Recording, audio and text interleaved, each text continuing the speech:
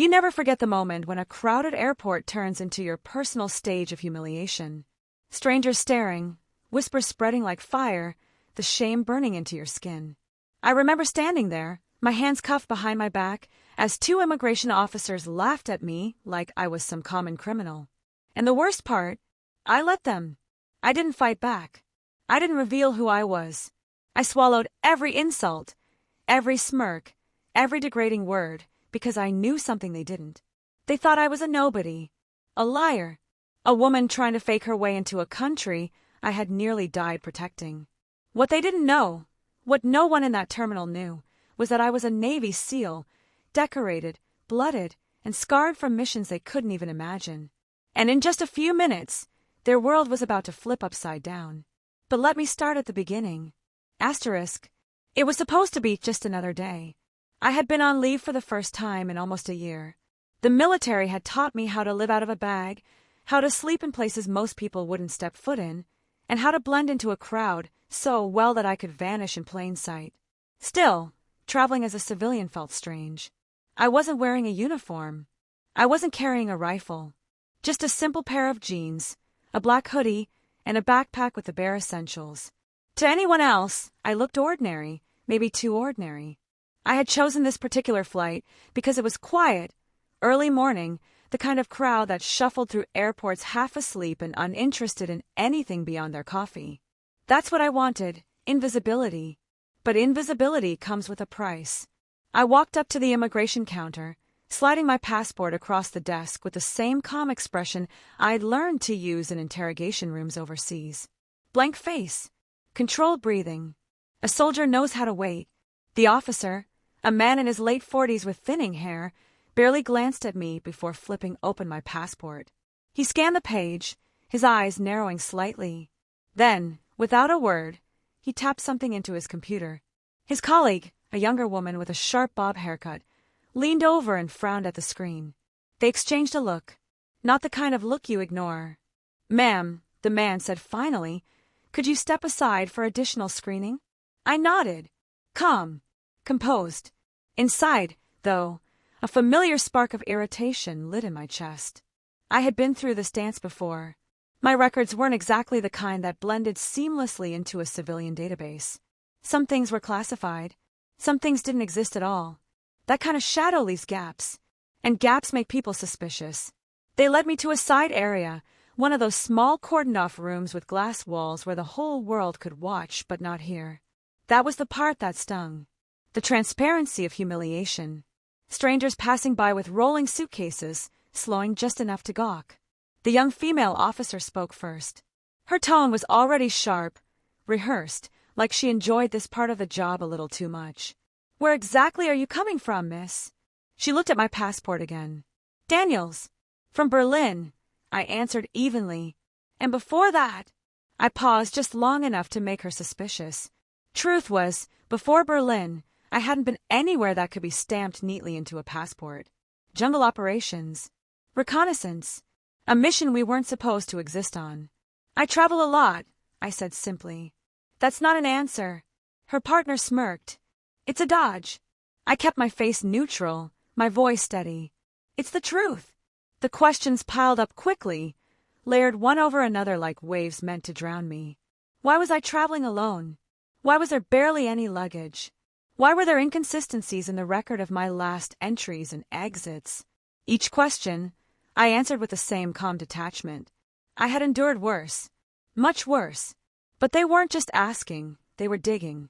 And when they didn't get what they wanted, they shifted gears. They started to mock me. "You expect us to believe this?" the woman scoffed, holding up my passport like it was a cheap fake. The man leaned back in his chair, folding his arms. "Look at you. No steady job listed. No permanent residence. Traveling alone, always one-way tickets. You think you're fooling anyone." The woman chuckled. Maybe she's one of those wannabes, pretending to be important. Their laughter was light, casual, but it cut deeper than they knew. I stood there, hands relaxed at my sides, while they laughed at me like I was dirt. A part of me, the part trained to end threats in less than 3 seconds, wanted to silence them with a look, a move, a reminder of who I was. But I didn't. Because Navy SEALs are taught discipline above all else. And discipline sometimes means enduring, waiting, letting people underestimate you until the right moment. So I waited, but waiting only gave them more fuel. The man suddenly raised his voice, loud enough for the people outside the glass room to hear. This is what happens when you think you can just stroll into our country with a fake story. Heads turned. People stared. I felt their eyes pierce me, strangers believing his words, whispering. A few pulled out their phones. I caught one man filming. Humiliation is a strange enemy. You can face bullets and bombs and not flinch, but when people strip away your dignity in public, it gnaws at something raw inside you. Still, I stood silent. Empty your bag, the woman snapped. I did. She rifled through my things, just clothes, toiletries, my worn notebook. Nothing that screamed soldier, nothing that gave me away. That was the point. But when she found the small medallion tucked in the side pocket, a medal, half-polished, with an eagle and trident engraved, her eyes narrowed. "What's this?" she demanded. "Something personal," I said softly. She tossed it on the table. "Fake!" Her partner smirked. "Probably bought it online."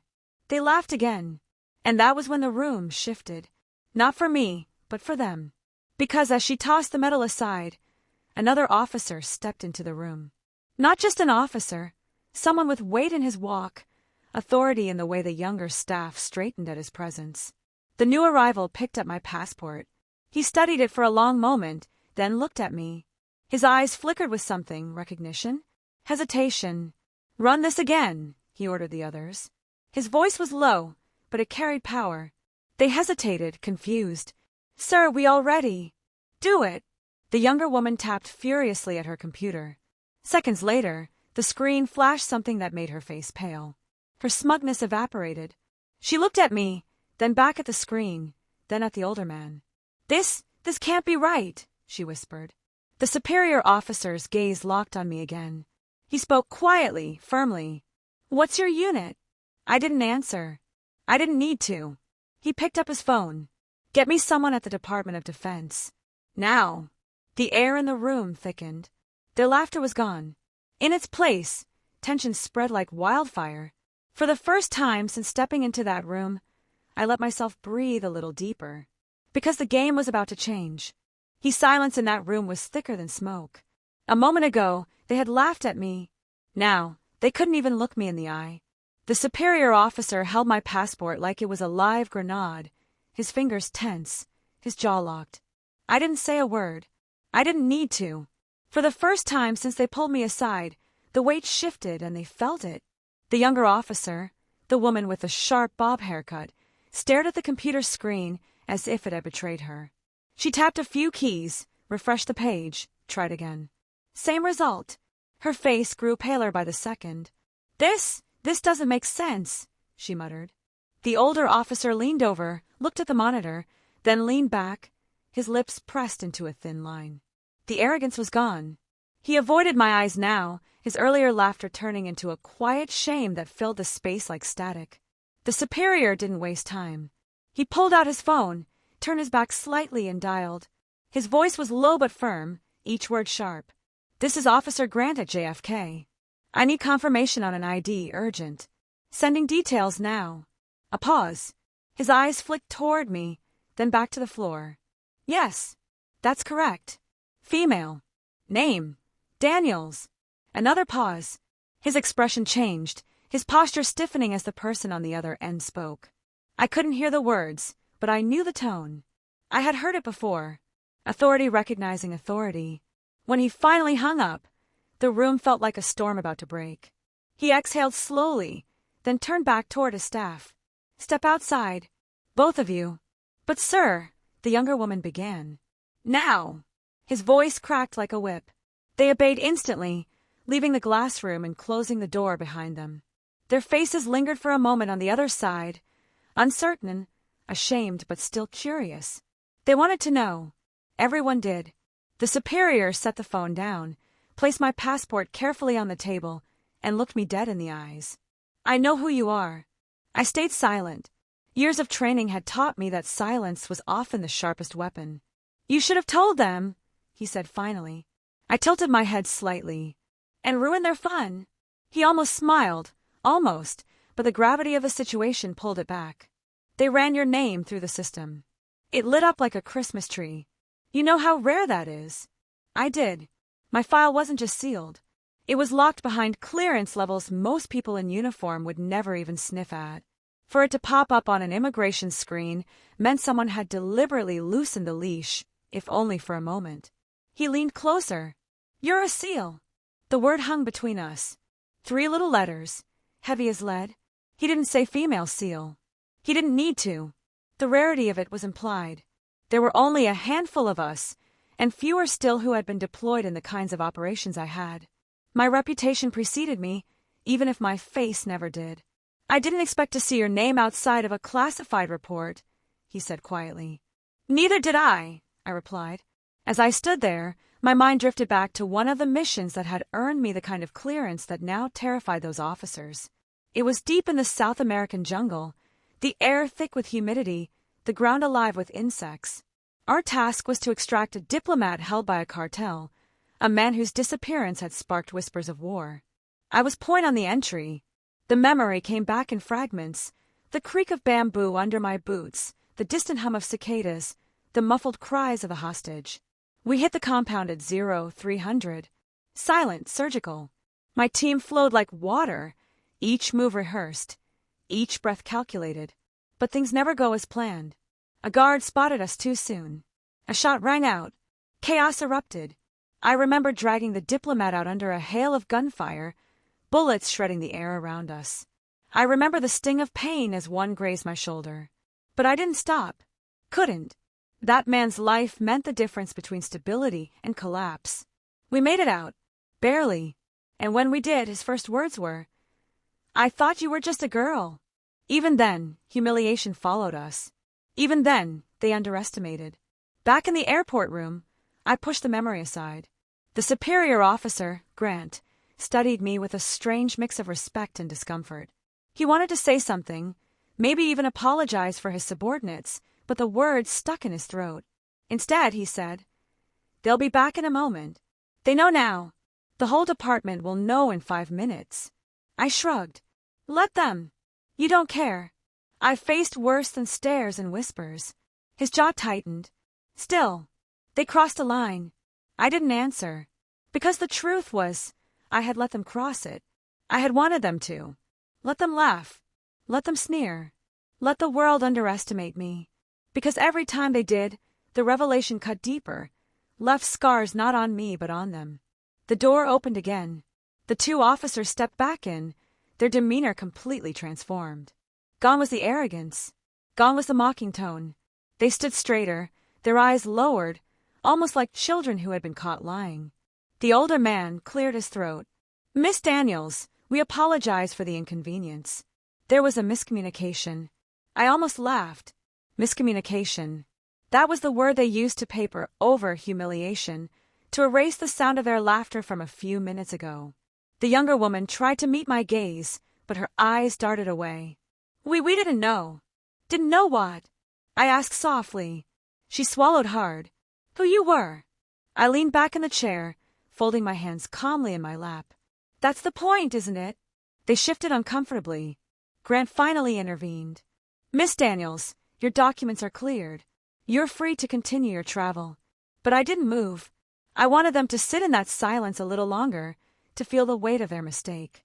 The glass walls worked both ways. People outside still stared, but now the roles had shifted.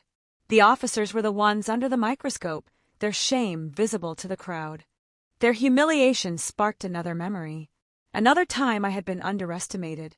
It was the Middle East, a desert operation under a sun that seemed determined to burn the world clean. We were sent to dismantle a weapons convoy before it crossed the border. The insurgents had intel on us, more than they should have. An ambush sprung. My team scattered for cover, the air filled with sand and fire. I remember crawling through the dirt, blood trickling into my eyes from a cut on my forehead. I remember hearing them laugh, thinking we were broken, thinking I was broken. But when the smoke cleared, it was me who had taken out the lead truck, me who had pulled 2 of my men back to safety, me who had set the charges that destroyed the convoy. When the dust settled, The commander on the other side had whispered in disbelief. It was her. Just her. Always the same surprise. Always the same humiliation, but never mine. The memories faded as quickly as they came. I looked at the officers again. Their shame hung heavy, but I felt no satisfaction. I wasn't there to gloat. I stood slowly, collecting my passport and slipping it back into my pocket. Am I free to go? I asked. Grant nodded. Yes. And thank you. For what? For your service. I met his gaze, held it for a long moment, then turned toward the door. But just as I reached for the handle, I paused. You should be careful, I said without turning around. The younger woman's voice cracked. Careful of what? Careful who you laugh at. You never know who's standing in front of you. The silence that followed was heavier than any insult they had thrown at me earlier. I walked out, my step steady, the crowd parting instinctively as I passed. Some still whispered, some still stared, but none of it mattered, because I knew something they didn't. Humiliation only has power if you let it, and I had never let it win. The hardest battles aren't the ones fought with bullets. They're the ones you fight in silence, when the world underestimates you, mocks you, and strips you down to nothing in front of strangers. I learned that truth in deserts, jungles, and oceans, and I was reminded of it again in the middle of an airport, surrounded by people who had no idea who I really was. I walked out of that glass interrogation room with my head high and my passport in hand. The officers had cleared me, the superior had thanked me, and technically the ordeal was over. But humiliation lingers. The hallway outside was still crowded. Travelers had paused during my detention, some curious, some judgmental. Phones had recorded parts of it. My silence, their laughter, my stillness in handcuffs. And now, as I stepped back into the terminal, the same eyes followed me. Only this time, they weren't filled with mockery. They were filled with something else. Unease, confusion, maybe even guilt. A man who had laughed earlier when the officers called me a fraud quickly looked away when I met his eyes. A woman who had whispered loudly about illegal travelers pressed her lips together, ashamed. And that man who had filmed the scene? He lowered his phone, as if suddenly realizing he had captured something he didn't understand. But I didn't confront any of them. I just walked, because confrontation wasn't the point. The point was the silence I had kept. Most people think Navy SEALs are all about action, guns blazing, doors kicked down, chaos mastered through violence. But what they don't understand is that discipline is the foundation of everything we do. Discipline to stay still for days on a cold mountainside without moving a muscle. Discipline to hold your breath under murky waters longer than your body thinks possible. Discipline to swallow your pride when someone mocks you because revealing who you are would endanger the mission. That day at the airport wasn't about proving my strength. It was about proving my control. I could have ended their mockery in seconds. I could have spoken one word, SEAL, and the laughter would have died instantly. But then what? They'd know. The crowd would know. Strangers would know. And the kind of work I had done thrived in shadows, not under bright airport lights. So I let them laugh. Their laughter reminded me of another moment, years earlier. We had been deployed off the Horn of Africa, intercepting a smuggling operation run by pirates. My team boarded a vessel at night, the moon barely a sliver, the ocean a black mirror. When we stormed the deck, the pirates dropped their weapons instantly. Not because of our rifles, but because they saw me. One of them actually laughed. He pointed at me and shouted something in his language, mocking, crude. My teammates bristled, but I didn't flinch, because laughter doesn't change bullets. Minutes later, when the first firefight broke out, it was me who took control of the wheelhouse, me who rerouted the ship, me who ended the standoff without a single civilian casualty. The pirate who had laughed the loudest ended up in handcuffs, staring at me with disbelief, as if he still couldn't reconcile the image of a woman with the reality of his defeat. That night, I realized something important. Being underestimated was my greatest weapon. As I crossed the terminal, I noticed the two officers standing far back, watching me. The young woman looked shaken. The older man's face was stiff, red with embarrassment. They didn't approach. They didn't apologize again. They just stood there, small in the shadow of their mistake. I wondered if they would remember this moment tomorrow, or if, like so many others, they'd bury their shame and continue as if nothing had happened. It didn't matter. What mattered was what I carried forward. I found a quiet corner near my gate, sat down, and closed my eyes. For a moment, the noise of the airport faded, and all I could hear was my own breathing. Steady, controlled, and in that silence, more memories returned. Not all humiliation came from enemies. Some of the deepest cuts came from my own brothers in arms. During training, the jokes were constant. She won't make it. She'll quit by sunrise. We'll be carrying her pack by the end of the week. Hell Week was the worst. 6 days of no sleep, cold water, endless drills. I remember collapsing in the sand, my body screaming, my mind clawing for escape.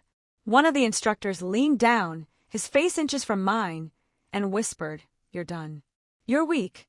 Just ring the bell and quit." But I didn't quit.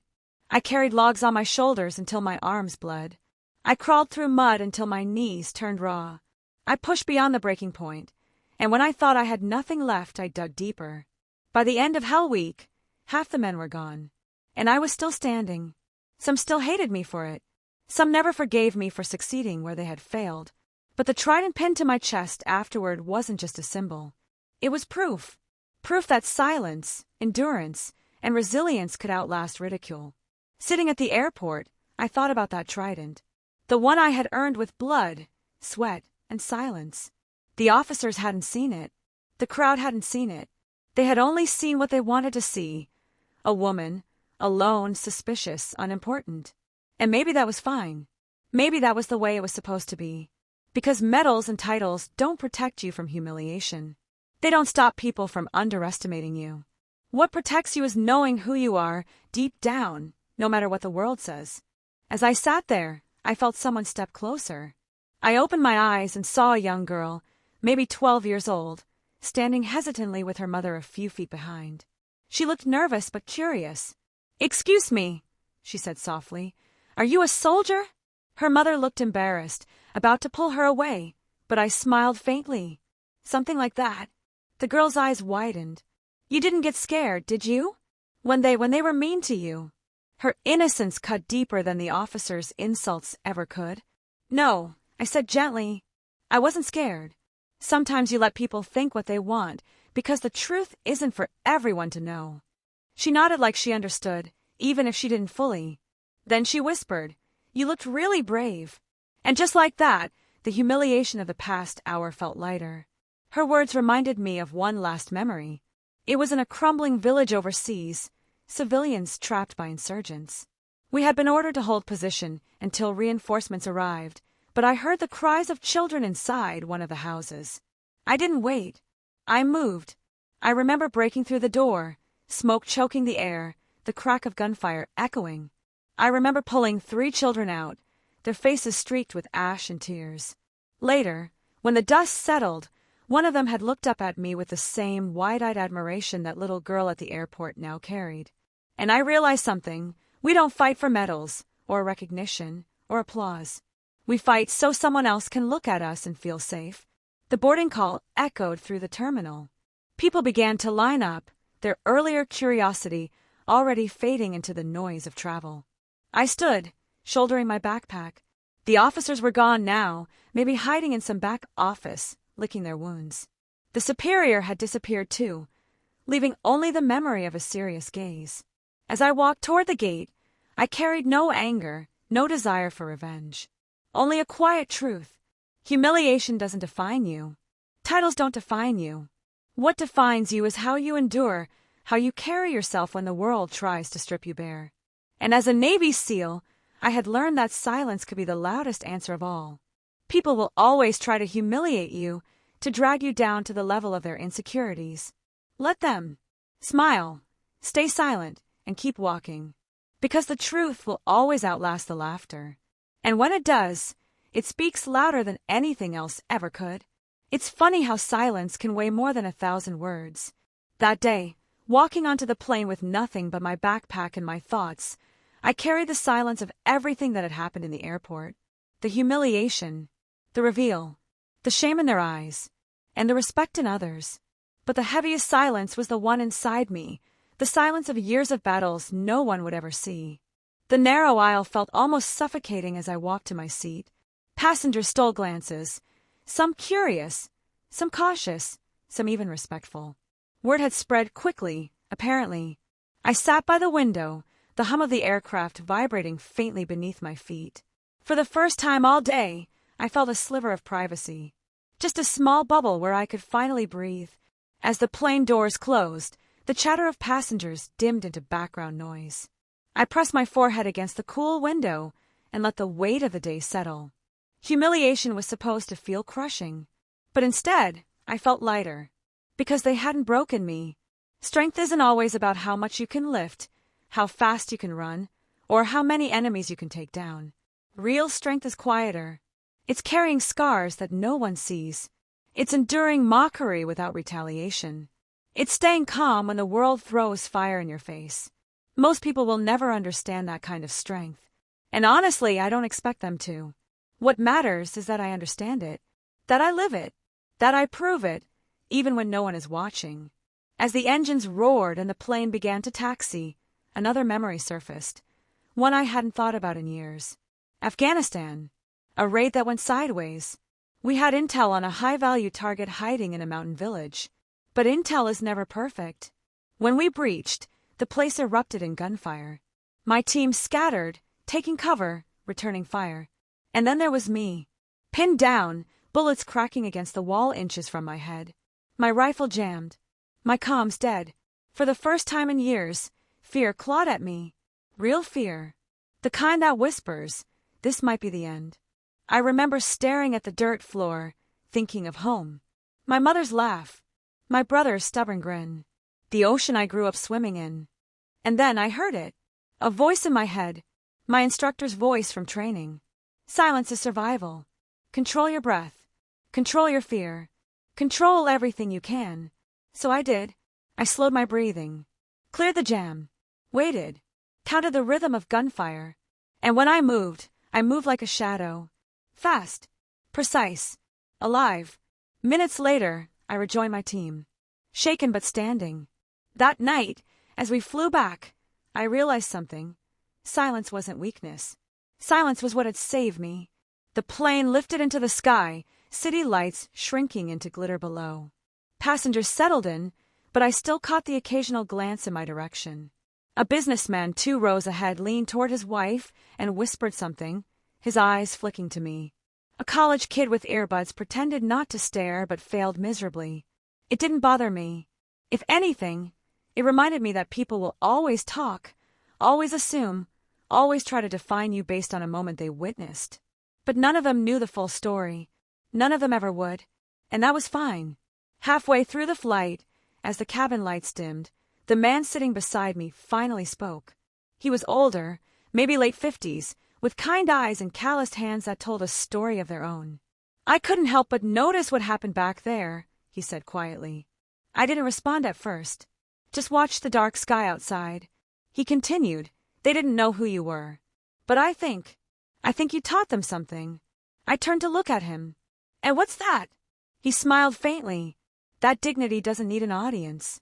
That sometimes the strongest thing you can do is nothing at all. His words hit deeper than I expected.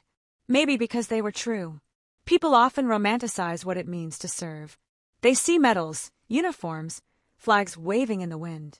What they don't see are the sleepless nights, the scars, the loneliness of carrying secrets you can't share with anyone, the moments when strangers humiliate you because they don't know the battles you've already fought. The truth is, service costs more than most can imagine.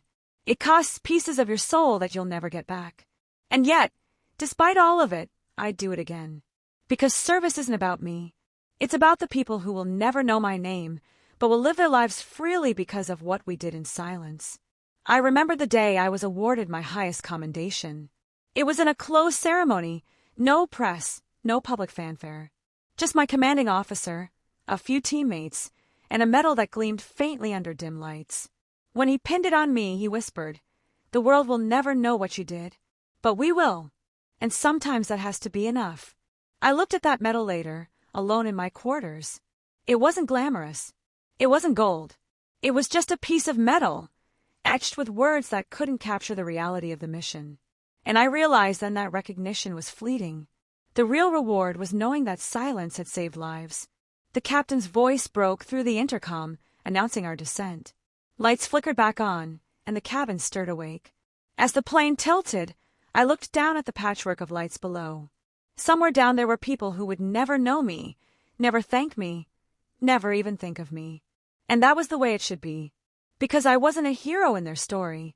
I was just a shadow in the background, moving silently so they could live loudly. When we landed and the plane rolled to the gate, I gathered my things slowly. Passengers filed out, some glancing at me one last time. As I stepped off the plane, I thought about the officers, the crowd, the humiliation. And I realized that none of it mattered anymore. Because humiliation is temporary. But honor, the kind you carry within yourself, lasts forever. And honor doesn't need applause. It doesn't need headlines. It doesn't even need recognition. Honor is knowing who you are when the world tries to tell you otherwise.